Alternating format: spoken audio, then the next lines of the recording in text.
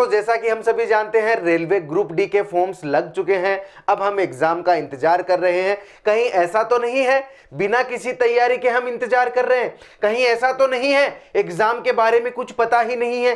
कहीं ऐसा तो नहीं है कि हमें यह ही नहीं पता कि कौन सा टॉपिक कितने नंबर का आता है, कट ऑफ क्या रहने वाली है, या फिर मैं बोलूं कि पिछले साल किस तरीके से कट ऑफ रही थी, अब के साल किस तरीके से कट ऑफ रहेगी, या फिर मैं बोलूं सिलेबस में क्या क्या है, ये सारी चीजें क्या मुझे पता है या नहीं है? अरिथमेटिक से कितना वेटेज आता है, मैथ के एडवांस से कितना वेटेज आता है, या फिर वर्बल रीजनिंग से कितना वेटेज आता है, नॉन वर्बल से कितना, यानी ये तमाम जानकारियां क्या हमें पता है? नहीं है। तो ये वीडियो दोस्तों आपके लिए स्पेशल बना हुआ है। अगर ये वीडियो आपके सामने आया है इसका मतलब ये है कि आपकी सारी परेशानियां खत्म होने वाली है, आपके सारे कंफ्यूजन खत्म होने वाले हैं। तो शुरुआत करते हैं आज के वीडियो की।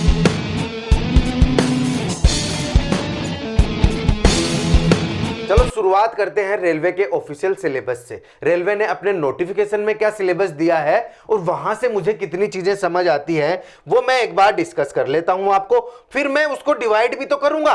देखो ध्यान से देखना, ये मैथ का पोर्शन है और इसमें जो कुछ भी लिखा हुआ है ये रेलवे के ऑफिशियल नोटिफिकेशन में लिखा हुआ है। कौन कौन से topic? Number system, BODMAS, decimal, fraction, LCM, HCF, ratio, proportion, percentage, mensuration, time and work, time and distance, simple and compound interest, profit and loss, algebra, geometry, trigonometry, elementary statistics, square root, age calculation, calendar and clock, pipe and cistern etcetera. ये topic यहां दिए हुए हैं, ये mathematics में official notification के हैं। बिल्कुल इसी तरीके से ये जनरल इंटेलिजेंस और रीजनिंग के टॉपिक्स हैं। आपको यहां स्क्रीनशॉट ले सकते हो आप, या स्क्रीनशॉट ले लो, मैं उसके अलावा अपने टेलीग्राम पर भी ये चीजें पोस्ट कर दूंगा, आप स्क्रीनशॉट लेते रहो। आगे ये जनरल साइंस, जनरल अवेयरनेस। अब देखो ध्यान से, जनरल साइंस में ऑफिशियल नोटिफिकेशन में क्या दिया है? The syllabus under this cell cover physics, chemistry and life science of 10th standard level CBSE, यानी 10वीं के लेवल तक जितनी भी जनरल साइंस है वो आपसे पूछी जाएगी। अब इस नोटिफिकेशन से आपको कुछ बहुत ज्यादा समझ आ नहीं रहा है। जैसे यहां पर देखो general awareness on current affair, current affair में जनरल अवेयरनेस, ध्यान से, topics include science and technology, sports, culture, personalities, economics, politics and any other subject of importance, यानी जनरल अवेयरनेस में। अब यहां से इस नोटिफिकेशन से आपके कुछ बहुत खास चीजें समझ नहीं आ रही है तो इस वीडियो में हम समझेंगे। उसके अलावा हम ये भी देखेंगे कि यहां पर जो टॉपिक्स हैं इनमें कौन सा टॉपिक कितने नंबर का है। तो सिलेबस पे बढ़ेंगे उससे पहले मैं एक चीज और बता दूं आपको। देखो ध्यान से, मैं हर वीडियो में ये वाली जानकारी लेके आता हूं। जब भी किसी भी एग्जाम के बारे में आपको बताता हूं, बार बार बताता हूं, ताकि हमें ये चीज क्लियर रहे कि एग्जाम में क्या आने वाला है, क्या पैटर्न रहने वाला है। आपको सामने दिख गया होगा जनरल साइंस, मैथ, रीजनिंग और जनरल अवेयरनेस, ये यहां पे आपको दिख गया। जनरल साइंस के 25 क्वेश्चन, 25 क्वेश्चन, यहां मैथमेटिक्स के 25 question, general intelligence and reasoning के 30 question, general awareness and current affairs के 20 क्वेश्चन यहां हो गए। हमें यह समझना जरूरी है हर एक क्वेश्चन 1 नंबर का है और 90 मिनट का मुझे टाइम मिलेगा। यहां पे ग्रुप डी की एग्जाम बाकी एग्जाम से इसलिए अलग है क्योंकि यहां पर मुझे जनरल साइंस अलग से 25 क्वेश्चन देखने को मिलेंगे जनरल साइंस के, और ये जो 20 क्वेश्चन हैं वो है जनरल अवेयरनेस और करंट अफेयर दोनों को मिलाकर। टोटल इनको मिला दूं तो 45 क्वेश्चन बनते हैं, लेकिन इन 45 क्वेश्चन में से 25 क्वेश्चन मेरे होंगे जनरल साइंस के। तो इस एग्जाम में जनरल साइंस बहुत इंपॉर्टेंट हो जाता है। अब जनरल साइंस में कौन सा टॉपिक कितने नंबर का, मुझे कितने दिन तक पढ़ना होगा, ये बहुत सारी जानकारी होगी। मैं सारी जानकारी, अगर ये वीडियो देख लेते हो ना, आपको ग्रुप डी से रिलेटेड कोई परेशानी नहीं होने वाली है और सारी स्ट्रेटजी यहां पर आपको पता चल जाएगी। आज से लेकर एग्जाम के दिन तक किस तरीके से पढ़ना है, कौन से टॉपिक को कितना टाइम देना है, वो सारी जानकारी मैं आपको अभी देने वाला हूं। तो ये पता मुझे चल गया। उसके अलावा मैं आपको बता दूं कि ग्रुप डी की जो वैकेंसी है 32,438 जो अभी तक है, और ये बढ़ी नहीं है, बहुत से लोग बोल रहे थे बढ़ेगी बढ़ेगी बढ़ेगी, लेकिन अभी तक नहीं बढ़ी है। आगे क्या होता है मुझे नहीं पता।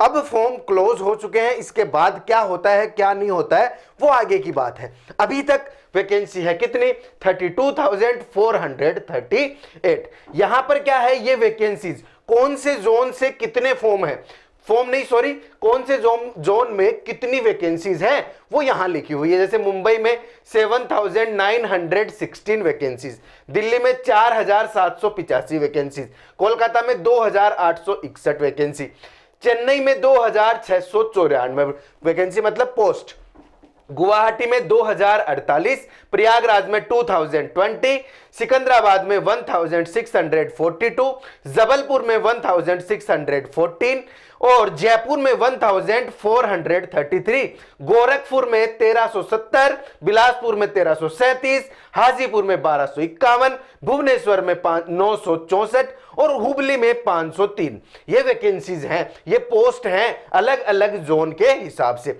मैं ये मानता हूं, मेरा ये मानना है दोस्तों कि मैं जब भी किसी भी एग्जाम की प्रिपरेशन कर रहा हूं ना, तो उस एग्जाम के बारे में छोटी से छोटी जानकारी मुझे पता हो। अब फॉर्म भर चुके हैं, आपने इनमें से जो भी जोन लगाया होगा वो सही है। आप ये मानो अगर आप 82 प्लस स्कोर कर रहे हो, यानी पीछे के जो कट ऑफ है वो तो मैं बताऊंगा, लेकिन मैं आपको ये बोल रहा हूं अगर आप 82 प्लस स्कोर कर रहे हो, आपको फर्क ही नहीं पड़ना चाहिए कि कहां ज्यादा वैकेंसी है कहां कम वैकेंसी है। अगर 82 प्लस स्कोर कर लेते हो ना बेटा जी, तो कोई आपका सिलेक्शन नहीं रोक सकता है। तो ये जानकारी मुझे पता तो होनी चाहिए, लेकिन इनसे बहुत ज्यादा आपको अफेक्ट नहीं होना है। मैं ये भी बताऊंगा कि पिछली बार जब एग्जाम लगी थी 2022 में, तो वहां पर कौन से जोन की कितनी कट ऑफ गई थी वो भी हम डिस्कस करेंगे। सिलेबस पे आएंगे, सिलेबस पे आएंगे, लेकिन मैं कट ऑफ बता दूं आपको। देखो ध्यान से, यहां पर लिखा हुआ है RRB group D 2022 cut off घटते क्रम में, यानी सबसे ज्यादा कट ऑफ कौन से जोन की गई थी, तो आपको दिख रहा होगा। मैं और बोल रहा हूं, आप स्क्रीनशॉट ले सकते हो, वरना टेलीग्राम की लिंक नीचे डिस्क्रिप्शन में है, वहां से टेलीग्राम पे जाओ, इसको डाउनलोड करो। ठीक है सर, देखो क्या है, चंडीगढ़ में थी 70.98, मतलब जो हाईएस्ट जो गई थी वो कितनी गई थी, 70.98, या आप ये मान के चलो 71। अगर 71 नंबर आते हैं तो कट ऑफ क्लियर होती है। लेकिन यहां पर एक चीज और ध्यान रखना है, पिछली बार वैकेंसी ज्यादा थी, इस बार वैकेंसीज कम है, तो इससे ज्यादा ही होगी, कट ऑफ इससे ज्यादा ही होगी। लेकिन मैं आपको बोल रहा हूं अगर मैं टारगेट कर लूं 82 प्लस, तो क्या इससे इतना ज्यादा थोड़ी जाएगा, 70 से 75 चला जाएगा, 70 से 75 चला जाएगा, 77 हद मार के 77 चला जाएगा। लेकिन मैं अगर प्रिपरेशन कर रहा हूं 82 प्लस की, तो मुझे फर्क ही नहीं पड़ना चाहिए कौन से जोन से कितनी कट ऑफ निकली थी। बाकी फिर भी मैं आपको बता दूं, रांची से 70.64, कोलकाता में 69.61, अजमेर में 68.33 और भुवनेश्वर में 66.50, इलाहाबाद में 66.49, बेंगलुरु में 66.32, पटना में 66.20, यानी यहां से 60 से 70 के बीच में ये रह रहा है। आगे क्या है, 65 भोपाल, अहमदाबाद 62.67, मुंबई 64.11, चेन्नई 60.95, गुवाहाटी 60.31 और सिकंदराबाद में 57.38 कट ऑफ गई थी। यह भी मुझे पता होना चाहिए जोन वाइज। आपने किस जोन से फॉर्म भरा है उस हिसाब से आपको पता होना चाहिए कि मेरे जोन में कट ऑफ कितनी जाएगी। ऐसा फिक्स भी नहीं होता कि पिछली बार यहां से 57 कट ऑफ गई थी तो अब की बार भी 57 के आसपास ही जाएगी। क्या पता बच्चों ने अनुमान लगाया हो यहां कट ऑफ कम जाती है तो यहां फॉर्म ज्यादा लग गए होंगे। कोई इन चीजों को डिसाइड नहीं कर सकता, कोई इन चीजों को डिसाइड नहीं कर सकता। हमें बस इतना याद रखना है कि हमें टारगेट करना है 82 प्लस। जब मॉक लगाओ उसमें 90 प्लस स्कोर, वो सारी बातें सारी चीजें डिस्कस करेंगे इस वीडियो में, सब कुछ बताऊंगा। लेकिन स्टेप बाय स्टेप हमने अब तक कट ऑफ देख ली, सिलेबस पे हम चले, सिलेबस पे हम चलते हैं। मैंने आपको बता दिया जो ऑफिशियल सिलेबस था वो मैंने आपको एक बार बताया, लेकिन हमें एक चीज और ध्यान में रखनी होनी चाहिए, एक चीज और हमें पता होना चाहिए कि जनरल अवेयरनेस का इसमें कुछ खास बताया नहीं है। अब देखो एक बात, हमें पता है 20 क्वेश्चन आएंगे जनरल अवेयरनेस के और उसके अंदर आएगा करंट अफेयर्स। तो ध्यान रखना, करंट अफेयर और जनरल अवेयरनेस का वेटेज 50-50 होता है। करंट अफेयर्स के अगर 10 क्वेश्चन भी आते हैं तो 10 क्वेश्चन बचते हैं जनरल अवेयरनेस के। और जनरल अवेयरनेस में कौन कौन सी चीजें आती है देखना एक बार। देखो जनरल अवेयरनेस में आपको सबको पता है, एक तो होता है स्टैटिक जीके। मैं जल्दी इस पे बहुत ज्यादा टाइम नहीं लगाना। Static GK, history, geography, polity, economics, उसके बाद जनरल साइंस तो अलग से है ही, वो मैं बता चुका हूं। करंट अफेयर अलग से है ही, फिर मिसलेनियस टॉपिक्स हो गए ये वाले। अब मैंने ये सारी चीजें यहां क्यों लिखी है, क्योंकि ऑफिशियल नोटिफिकेशन में ये सारी चीजें स्पष्ट नहीं है। मैं सारी चीजें पढ़ के नहीं बता रहा हूं, लेकिन आप सब समझदार हो। जैसे स्टैटिक जीके में भारत और विश्व के महत्वपूर्ण तथ्य, महत्वपूर्ण राष्ट्रीय और अंतर्राष्ट्रीय दिवस, भारत के प्रमुख पुरस्कार और सम्मान, भारत के प्रमुख संस्थान और उनके मुख्यालय, प्रमुख व्यक्तित्व और उनकी उपलब्धियां, भारतीय संस्कृति और धरोहर, ये सारी चीजें हैं। जब स्टैटिक जीके पढ़ने बैठो तो ये पीडीएफ खोलो, यहां से ये चीजें देखो और इनको स्टेप बाय स्टेप याद करो।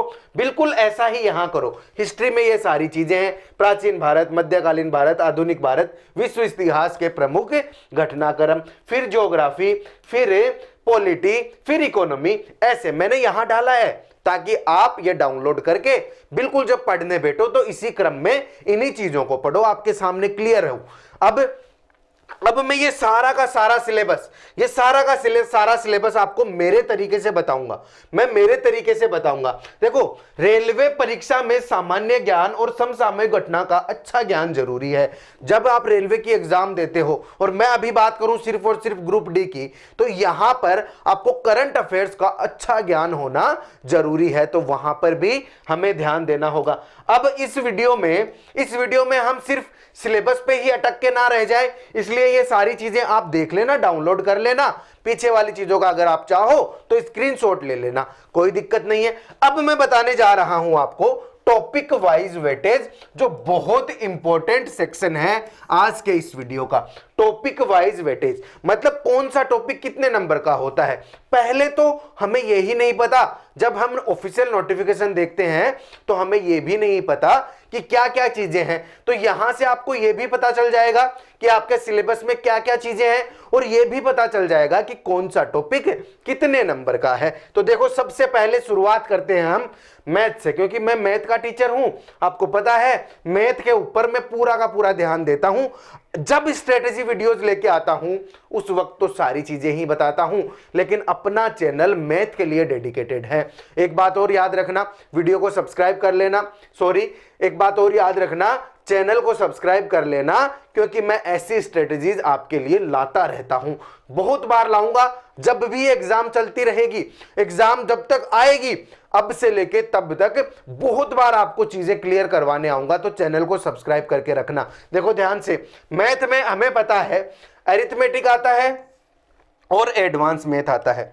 अब यहां पर ग्रुप डी की अगर मैं बात करूं,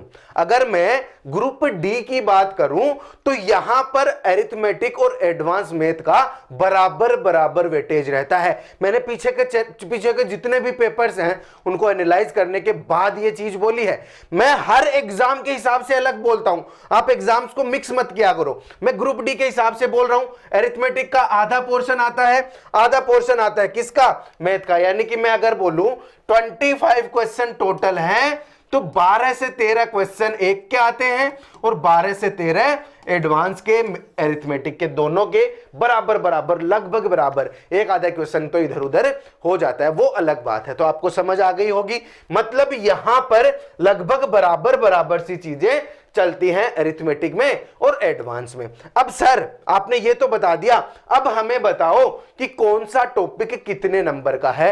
स्क्रीनशॉट आप ले सकते हो, उसके अलावा टेलीग्राम पर जाकर ये डाउनलोड भी कर सकते हो। तो देखो आपके सामने स्क्रीनशॉट लो जल्दी से। अगर मैं जल्दी आपको बताऊं तो ध्यान से सुनना। परसेंटेज 1 से 2 क्वेश्चन आते हैं, प्रॉफिट एंड लॉस 2 से 3 क्वेश्चन, एवरेज का 1 क्वेश्चन लगभग, एज का 1 से 2 क्वेश्चन, रेशियो प्रपोर्शन 1 से 2, पार्टनरशिप 0 से 1, mixture alligation 1, simple and compound interest 1 से 2, टाइम एंड वर्क 1 से 2, पाइप एंड सिस्टम 0 से 1, टाइम स्पीड डिस्टेंस 2 से 3, बोट एंड स्ट्रीम 0 से 1। तो ये चीजें हैं एरिथमेटिक की। एरिथमेटिक में टॉपिक वाइज वेटेज ऐसा ही है।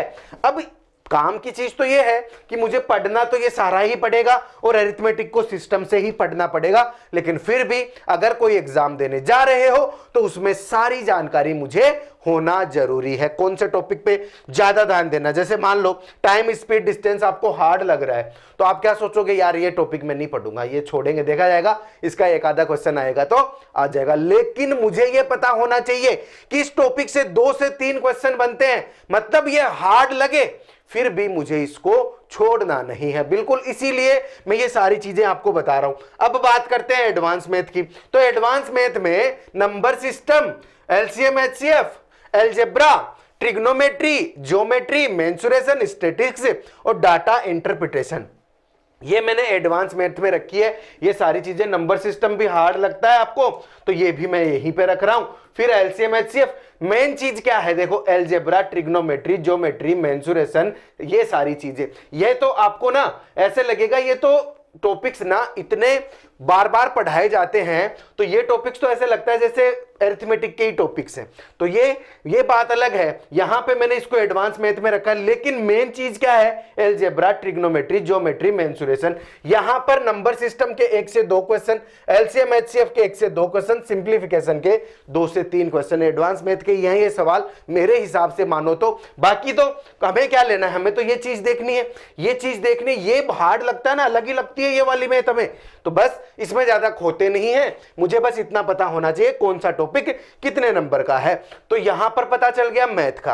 अब हम बढ़ते हैं कहां, अब कहां बढ़ते हैं, ज्यादा टाइम नहीं, जब मैं आपको बोल रहा हूं पीडीएफ आपको मिल जाएगी ये वाली, तो इसमें बहुत ज्यादा वक्त खराब नहीं करना, जल्दी से चलना है। रीजनिंग की बात करते हैं। अब रीजनिंग में क्या है, वर्बल और नॉन वर्बल रीजनिंग होती है। नॉन वर्बल रीजनिंग वो हो जाती है जिसमें वो चित्र वगैरह आपको दिए हुए हो, कागज को इस तरीके से मोड़ा तो ये क्या बन गया, या फिर ये सारी चीजें जो भी हैं वो आती है नॉन वर्बल में। और वर्बल में आती है क्या, वो जो क्वेश्चन जिसमें सेंटेंस से हमें सीखना पड़े, सेंटेंस से हमें पता हो कि कौन सी सिटिंग अरेंजमेंट वगैरह, मतलब समझ रहे हो ना यार, क्या यहां पर ज्यादा टाइम लगाना। देखो वर्बल रीजनिंग के 20 से 30 क्वेश्चन, मतलब पूरे के पूरे क्वेश्चन ही वर्बल से आते हैं।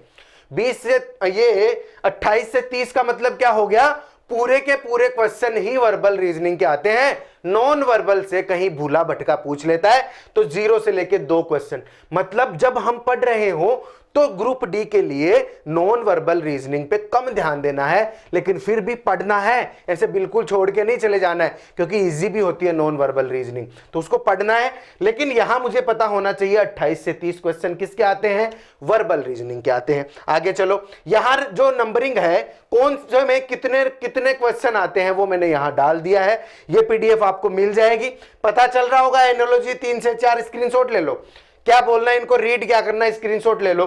फिर मैं आगे बढ़ता हूं, ये इस तरीके से होगा, मुझे पता होना चाहिए कौन सा टॉपिक इंपॉर्टेंट है, कौन से टॉपिक से कम क्वेश्चन आते हैं। आगे बढ़ते हैं, नॉन वर्बल रीजनिंग में तो 0 से 1 ही क्वेश्चन आएगा। मतलब ये टॉपिक्स यहां पर आपको ये तो पता चल रहा है कि कौन सा टॉपिक कितने नंबर का आएगा, लेकिन यहां से यह भी पता चल रहा है दोस्तों कि मेरे पास कौन कौन से टॉपिक्स हैं।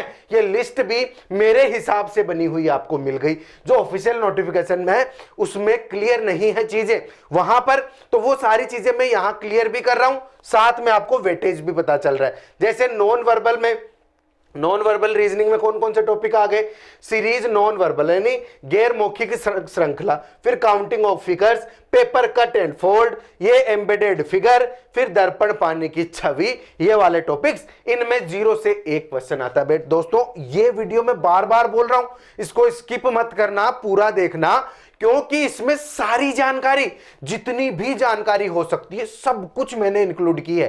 हो सकता है वीडियो थोड़ा सा लंबा हो, लेकिन इसमें सारी जानकारी है।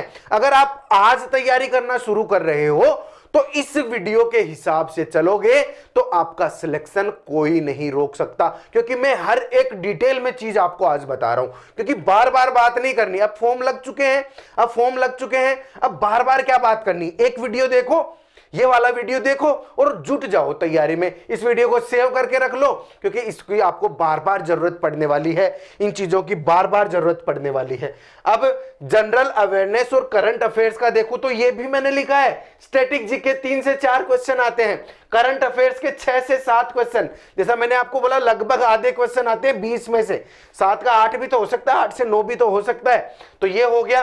फिर मैं बात करूं अगर हिस्ट्री के 2 से 3 क्वेश्चन, अगर मैं ज्योग्राफी की बात करूं तो 2 से 3 क्वेश्चन, पॉलिटी की बात करूं तो 1 से 2 क्वेश्चन, 1 से 2 क्वेश्चन। वो भी आपको पता आर्टिकल्स वाला सवाल पूछेगा कि ये आर्टिकल किससे रिलेटेड है, तो वो बहुत इंपॉर्टेंट हो जाता है। इकोनॉमिक्स से 1 से 2 क्वेश्चन, और इकोनॉमिक्स का तो ऐसा है ना, जब आप करंट पढ़ोगे तो वहीं पर चीजें कवर हो जाएगी इकोनॉमिक्स की, तो अलग से बहुत ज्यादा उस पर टाइम वेस्ट करने की जरूरत नहीं है। आगे बढ़ते हैं जनरल साइंस। तो जनरल साइंस जैसा मैंने आपको बोला अलग से 25 क्वेश्चन आते हैं, उनमें से फिजिक्स से आते हैं 8 से 9 क्वेश्चन, केमिस्ट्री से 8 से 9, बायोलॉजी से 6 से 7, इकोलॉजी और एनवायरनमेंट से 1 से 2 क्वेश्चन। जो ठीक है, मैंने आपको बता दिया, आपने इसका स्क्रीनशॉट ले लिया, ये लो, या फिर आप ये डाउनलोड कर लोगे टेलीग्राम से। आगे बात करते हैं लास्ट कट ऑफ की। तो हमने बात कर ली ना पिछले साल कौन सी कट ऑफ रही थी, फिर से देख लो, स्क्रीनशॉट ले लो इसका। कट ऑफ की हमारी बात हो चुकी। अब हम क्या करेंगे, अब हम देखेंगे दोस्तों कि अगर हमें यह पता चल गया कि कट ऑफ क्या रहने वाली है और सिलेबस क्या रहने वाला है, और पिछले साल क्या कट ऑफ रही थी, वैकेंसीज कितनी है, ये मुझे पता चल गया, कौन सा टॉपिक कितने नंबर का ये भी चलो पता चल गया। अब मुझे तैयारी शुरू करनी है।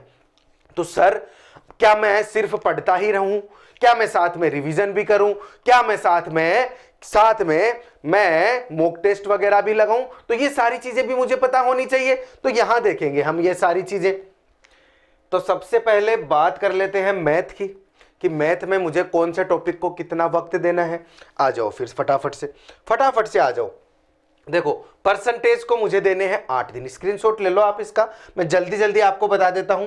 प्रॉफिट एंड लॉस 8 दिन में खत्म कर देना है, एवरेज 6 दिन में खत्म कर देना है, रेशियो एंड प्रोपोर्शन 6 दिन में खत्म कर देना है, पार्टनरशिप 2 दिन में, मिक्सर एलिगेशन 4 दिन में, SICI 7 दिन में, टाइम एंड वर्क 5 दिन में, पाइप सिस्टम 2 दिन में, टाइम स्पीड डिस्टेंस 7 दिन में, और बोट एंड स्ट्रीम 2 दिन में। देखो सर बात सुनो मेरी, आप अगर चाहो तो कोई VOD बैच ले लो, ठीक है, या फिर अगर आपका लाइव बैच भी चल रहा है तो कोई ऐसा बैच लो जो पिछले 1-1.5 महीने से चल रहा हो। ध्यान से सुनना, क्योंकि ग्रुप डी के बैच स्टार्ट हो चुके हैं। तो मुझे क्या करना है, जैसे मैं परसेंटेज पढ़ रहा हूं तो 8 दिन में ये परसेंटेज मुझे खत्म कर देना है। आप चाहे कुछ भी करो, क्लासेज परसेंटेज की 15 दिन तक भी लगती है, लेकिन मुझे 8 दिन में खत्म करना है, क्योंकि मुझे पहली बार सिलेक्शन लेना है। मुझे एक प्लानिंग पता होनी चाहिए कि कितने दिन कौन सा टॉपिक, ये पता होना चाहिए। जब मैं एक बार पूरा सिलेबस कर लूंगा, मेरे पास बहुत वक्त बचेगा, जिससे मैं रिवीजन भी करूंगा, जिससे मैं प्रैक्टिस भी करूंगा, और ये सिलेबस को एक बार दोबारा भी देख लूंगा। तो ये टाइम जो मैं डिवाइड कर रहा हूं वो बहुत इंपॉर्टेंट हो जाता है आपके लिए। जैसे मैंने 8 दिन दिए परसेंटेज को, मैं बता चुका हूं कौन से टॉपिक को कितने दिन देने। बोट एंड स्ट्रीम 2 दिन में, वो कब होगा बोट एंड स्ट्रीम 2 दिन में? ऐसा मत करना दोस्तों, ऐसा बिल्कुल मत करना कि मैं पहले बोट स्ट्रीम पढ़ लूं परसेंटेज में, क्योंकि 8 दिन लग रहे हैं तो ये मैं बाद में पढ़ूंगा, पहले बोट स्ट्रीम पढ़ लूं, 2 ही दिन तो लग रहे हैं, कंप्लीट कर लेता हूं। नहीं होगा 2 दिन में। बिल्कुल इस सिस्टम से चलना, इस सिस्टम से चलोगे तभी। अगर आपने यहां ये 8 दिन दिए ना तो ये काम आएंगे आपके, यहां भी नीचे भी काम आएंगे। तो बिल्कुल जैसा मैंने बताया है वैसे ही पढ़ते चले जाना है। आगे चलो, देखो एडवांस मैथ में देखो नंबर सिस्टम को 8 दिन मिल रहे हैं, LCM HCF को 4 दिन मिल रहे हैं, सिंप्लीफिकेशन को 8 दिन मिल रहे हैं, अलजेब्रा को 8 दिन मिल रहे हैं, ट्रिग्नोमेट्री को 8 दिन मिल रहे हैं, हाइट डिस्टेंस को 2 दिन, ज्योमेट्री को 10 दिन, मेंसुरेशन को 8 दिन, डेटा इंटरप्रिटेशन को 6 दिन, और स्टैटिस्टिक्स को 4 दिन। दोस्तों मैं आज इसलिए लेके आया हूं ये वीडियो, क्योंकि मेरे पास ये जो वक्त बता रहा हूं ना ये अवेलेबल है। अभी एग्जाम आएगी अगस्त के बाद तक, अभी चल रहा है क्या मार्च, तो टाइम सफिशिएंट है, तो अभी से देखना शुरू कर दो।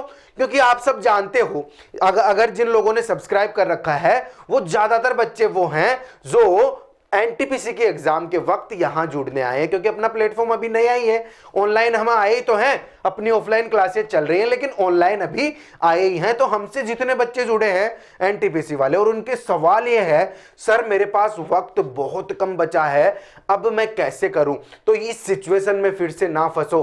ग्रुप डी वाले बच्चे कम से कम इस सिचुएशन में ना फंसे, इसलिए अभी से ये सबसे अच्छा, सबसे बेहतरीन मौका है। क्योंकि हमने एक पड़ाव पार कर लिया है। कौन सा? हमने फॉर्म फिल कर दिए हैं। जो भी टेंशन थी, जो भी पोस्ट थी, प्रेफरेंसेस, उनके हिसाब से फॉर्म फिल कर दिए हमने, देख लिया सब कुछ और फॉर्म लगा दिया। चल ठीक है, एक स्टेप कंप्लीट हुई। अब देखो फीलिंग आ रही है ना, अब एग्जाम की बस तैयारी करनी है। फॉर्म भर दिया है, अब फीलिंग आ रही है। यही सबसे अच्छा मौका है। लोहा गर्म है, हथौड़ा मार दो, ये सबसे अच्छा मौका है। आज से शुरुआत कर दो, आज से शुरुआत कर दो और ये वक्त दे दो। मैं बताऊंगा पर डे कितना पढ़ोगे, तब आप ये 8 दिन में कंप्लीट कर लोगे। ऐसा नहीं है कि 8 दिन आप सिर्फ और सिर्फ परसेंटेज ही पढ़ रहे हो, इसके साथ उन 8 दिनों में बाकी सब्जेक्ट्स भी तो पढ़ रहे हैं, साथ साथ लेके चल रहे हैं। देखो ध्यान से, अब मैं बात करता हूं रीजनिंग की। तो रीजनिंग में मैंने जैसा बोला, नॉन वर्बल रीजनिंग कम आती है, तो सबसे पहले बात कर लेते हैं वर्बल रीजनिंग की। वर्बल रीजनिंग में देखो ये वक्त देना है, मैंने लिस्ट यहां बता दी आपको यहां से ये भी पता चल रहा है कि कौन कौन से टॉपिक्स मेरे हैं एग्जाम में, तो ये भी पता चल रहा है। तो ये लिस्ट बन गई, इसके साथ दिनों के हिसाब से मैंने आपको बता दिया। स्क्रीनशॉट ले लो फटाफट से। फिर आगे चलते हैं नॉन वर्बल।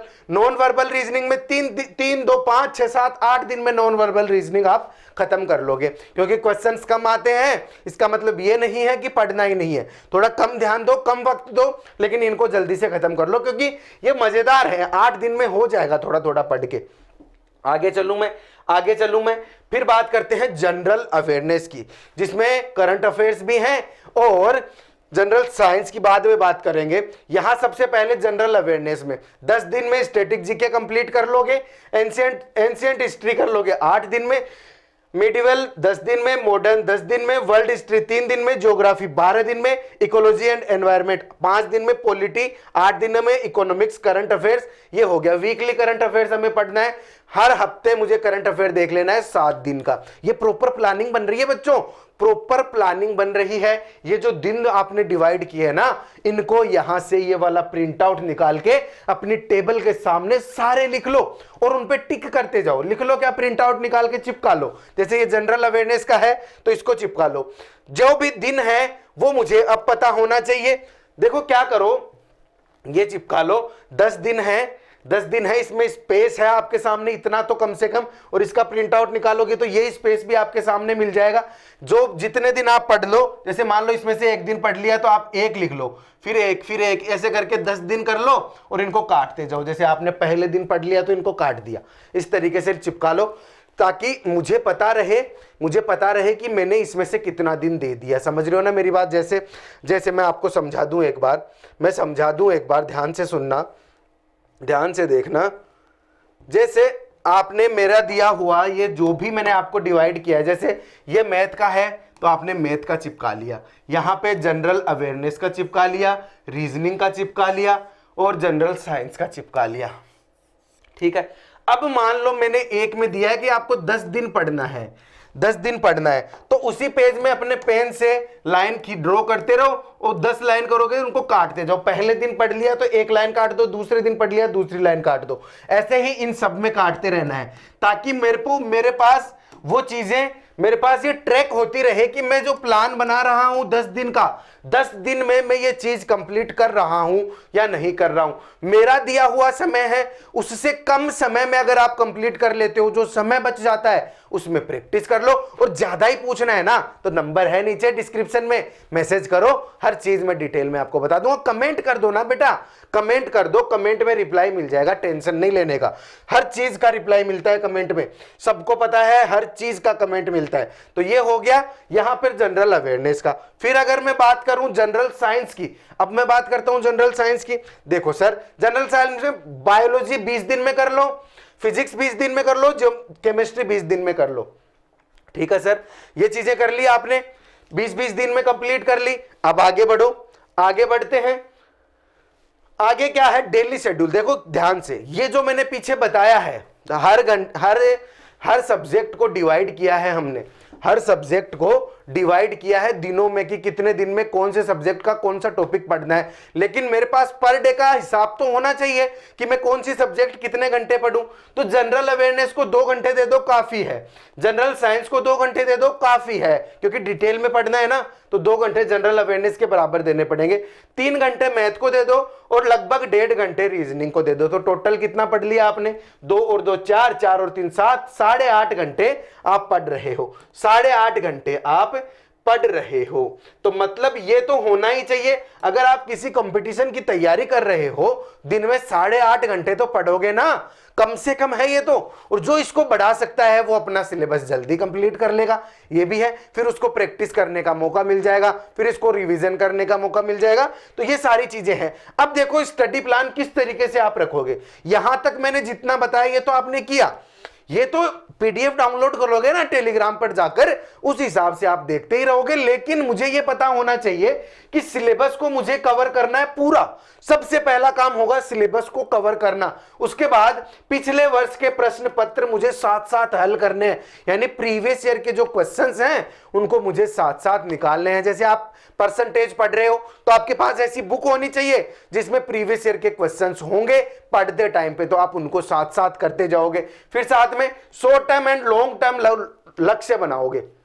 कैसे, जैसे मैंने वो नहीं बताया क्या, जैसे मैंने आपको बोला 10 दिन में मुझे ये टॉपिक खत्म करना है, तो ये मेरा एक टारगेट हो गया ना, ये मेरा एक टारगेट हो गया। और मैं साथ में अगर ऐसा करूं कि मुझे 50 फैक्ट याद करने इस हफ्ते, तो ये मेरा एक हफ्ते का टारगेट हो गया। पर डे का टारगेट आपका हो ही गया कि मुझे 2 घंटे ये पढ़ना है, 1.5 घंटे, मतलब